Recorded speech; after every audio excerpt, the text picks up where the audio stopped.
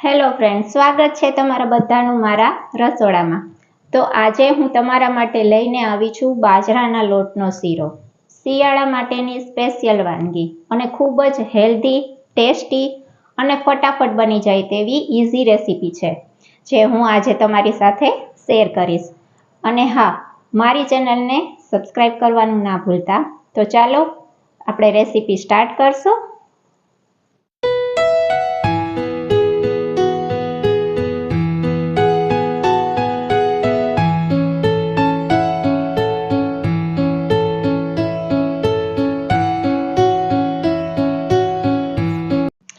તો બાજરાના લોટનો શીરો બનાવવા માટે જોશે બાજરાનો લોટ, ગોળ, ઘી, એલચી પાવડર, કાજુ બદામના ટુકડા અને પાણી। બસ આટલા જ ઇન્ગ્રીડિયન્ટ્સથી બની જશે।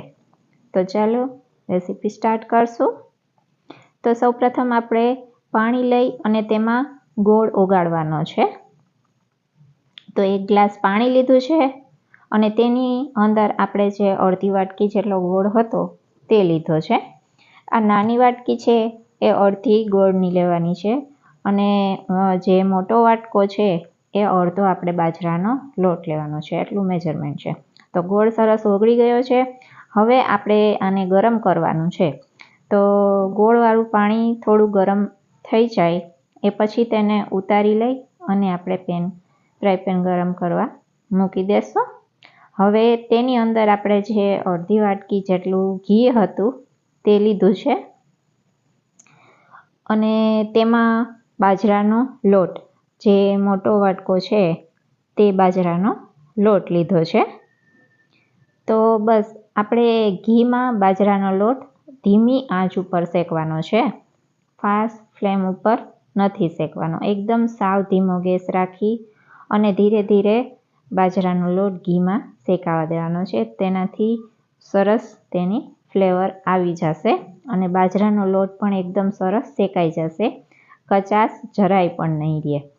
તો ધીમી આંચ ઉપર બસ આવી રીતના સહેજ એક કલર ચેન્જ થશે, તેની અંદર થોડુંક શેકાઈ જાય ને એટલે આપણે જે કાજુ બદામના પીસ છે તે લઈ લેવાના, એટલે તે પણ હારે શેકાઈ જાય। એલચી પાવડર લેશું અને તેને ફરીથી આપણે ધીમી આંચ ઉપર શેકશું। તો સરસ બાજરાનો લોટ, કાજુ બદામ બધું સરસ ઘીમાં શેકાઈ જશે અને તેની એક સરસ ફ્લેવર આવી જશે, કચાશ નહીં રહે લોટમાં, એટલે કે લોટ ખાવામાં કાચો નહીં રહે। જો આવી રીતના થોડો કલર ચેન્જ થશે અને બાજરાના લોટ શેકાઈ જશે પછી આપણે તેની અંદર જે ગરમ પાણી કરેલું હતું ગોળવાળું તે આપણે એડ કરવાનું છે। બસ આ લાસ્ટ સ્ટેપ છે, ફટાફટ જ બની ગયું છે।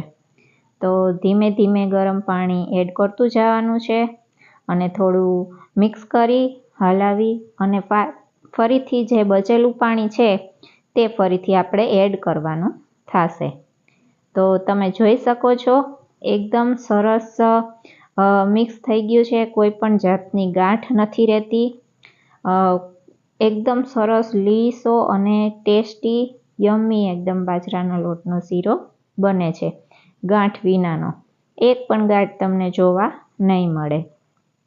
તો સરસ બસ આવી રીતના થોડી વાર, એટલે કે બસ ખાલી 5 મિનિટ જેટલું, 5 મિનિટ પણ નહીં, ખાલી 2 થી 3 મિનિટની અંદર જ આપણો આ સરસ મજાનો શેકાઈ જશે, મિક્સ થઈ જશે અને ઘી છૂટું પડતું તમને દેખાશે। તો બસ આવી રીતના ધીરે ધીરે મિક્સ કરી દેવાનું છે અને તમે જોઈ શકો છો ઘી છૂટું પડી ગયું છે, સરસ મજાનો આપણો બાજરાનો લોટનો શીરો તૈયાર થઈ ગયો છે, ખૂબ જ ટેસ્ટી છે। તો તેને આપણે સર્વ કરીશું।